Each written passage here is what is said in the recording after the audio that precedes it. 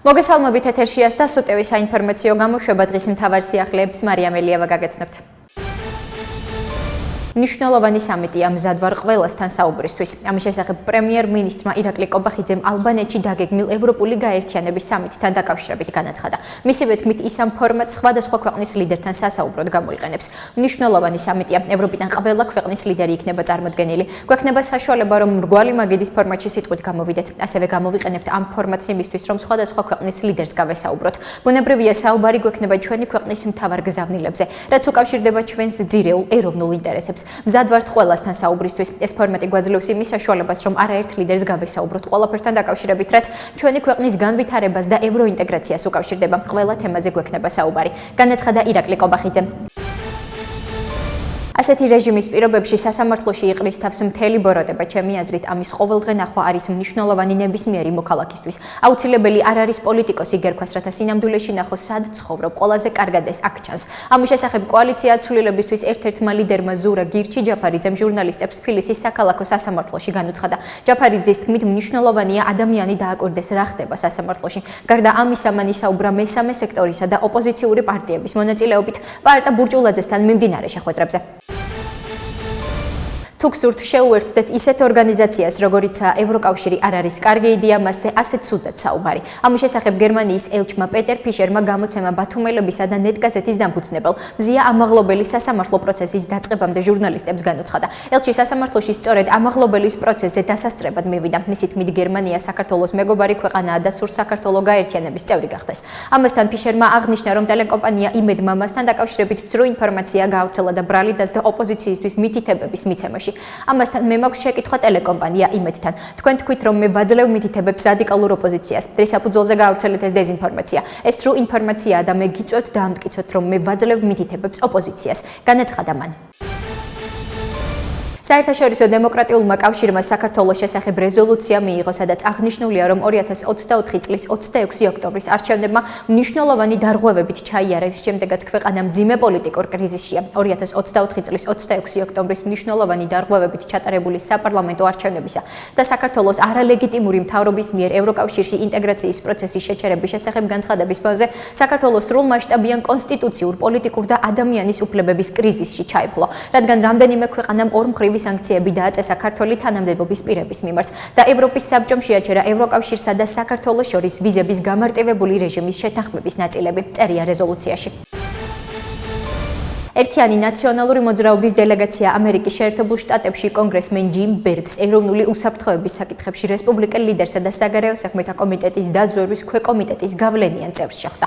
ამის შესახებ ინფორმაციას პარტიის პრესსამსახური ავრცელებს. მათი ცნობით, დელეგაციამ კონგრესმენს ორპარტიული მხარდაჭერით მიღებულ მეგობარი აქტთან დაკავშირებით მადლობა გადაუხადა. როგორც ერთიანობა ნაციონალური მოძრაობის თავმჯდომარემ განაცხადა, კონგრესმენი ბერდის როლი დაზვერვის ქვეკომიტეტში განსაკუთრებით მნიშვნელოვანია მავნე უცხოური გავლენების შესწავლის კუთხით. მისი თქმით, მისი მტკიცე მხარდაჭერა და გააზრებული დამოკიდებულება უმნიშვნელოვანესია საქართველოს დემოკრატიული მომავლისთვის. ერთიანობა ნაციონალური მოძრაობის თავმჯდომარე თინა ბოკუჩავა და პარტიის გენერალური მდივანი პეტრე ცისკარიშვილი კონგრესმენ რობერტ ადერჰოლტს შეხვდნენ. აღნიშნული შესახებ ინფორმაციას ერთიანობა ნაციონალური მოძრაობის პრესსამსახური ავრცელებს. მათივე ცნობით, შეხვედრაზე განიხილეს მეგობარი აქტის წარმომადგენელთა პალატაში მიღება და გამოთქვეს მტკიცე მხარდაჭერა მის სენატში სწრაფად გატარებისკენ. ასევე თინა ბოკუჩავას განცხადებით, ჭეშმარიტი მეგობრები ამერიკაში ყოველთვის ქართველ ხალხს მხარში უდგნენ. აფხაზეთის ავტონომიური რესპუბლიკის მთავრობის თავმჯდომარე ლევან მგალობლიშვილის სოფელ შავშვების საჯარო სკოლაში ოსური ენის დღესთან დაკავშირებით გამართულ ღონისძიებას დაესწრო. ამის შესახებ ინფორმაციას აფხაზეთის ავტონომიური რესპუბლიკის მთავრობა ავრცელებს. მათივე ცნობით, ღონისძიებაზე მიწვეულმა სტუმრებმა საზოგადოებას ოსური ენის დღე მიულოცეს და ღონისძიების მნიშვნელობაზე ისაუბრეს. ღონისძიების ფარგლებში სკოლის მოსწავლეებმა პოეტი და საზოგადო მოღვაწე, ოსურის სალიტერატურო ენის ფუძემდებელი კოსტა ხეთაგუროვი გაიხსენეს და ოსურ ენაზე ლექსები წაიკითხეს. ნათქვამია ინფორმაციაში.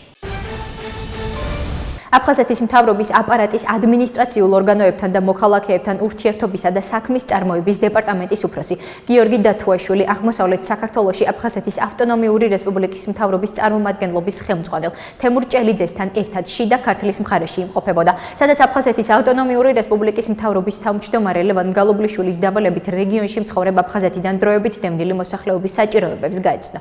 ამის შესახებ ინფორმაციას აფხაზეთის მთავრობა ავრცელებს. აფხაზეთის მთავრობის წარმომადგენლები დევნილთა საცხოვრებლებში არსებულ ვითარებას ადგილზე გაეცნენ. პრობლემური საკითხების შესახებ ინფორმაცია პირადად მიიღეს და დროებით დევნილ მოსახლეობას აფხაზეთის მთავრობის მიმდინარე წლის პროგრამების შესახებ ინფორმაცია მიაწოდეს.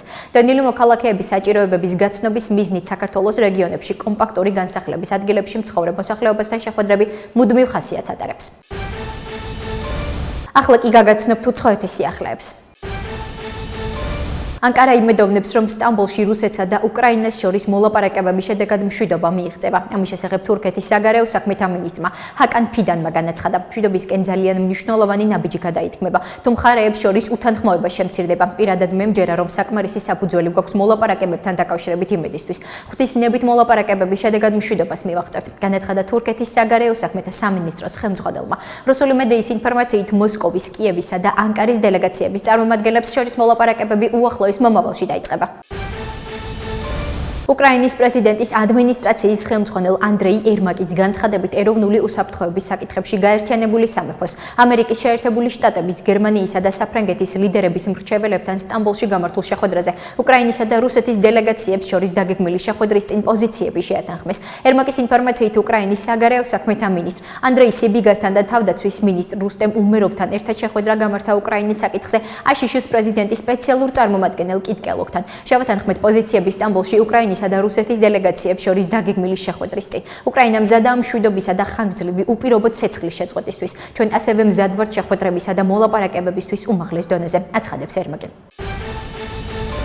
ამერიკის შეერთებული შტატების, თურქეთისა და უკრაინის დელეგაციების წარმომადგენლებს შორის სტამბოლში გამართულ შეხვედრაზე მხარეებმა რუსეთ-უკრაინის ომის მშვიდობიანი დასრულების მნიშვნელობა განიხილეს. ამის შესახებ ამერიკის შეერთებული შტატების სახელმწიფო მდივნის პრესპიკერმა ტემი ბრიუსმა განაცხადა. მისი თქმით, რუბიომ კიდევ ერთხელ დაადასტურა აშშ-ის პოზიცია, რომ მკვლელობები უნდა შეწყდეს. რუსეთის საჰაერო თავდაცვის სისტემებმა 65 უკრაინული დრონი გაანადგურეს. ინფორმაციას რუსული მედია ქვეყნის თავდაცვის სამინისტროზე დაყრდნობით ავრცელებს. მათივე ცნობით ყველაზე მეტი 43 დრონი შავი ზღვის აკვატორიის თავზე ჩამოაგდეს.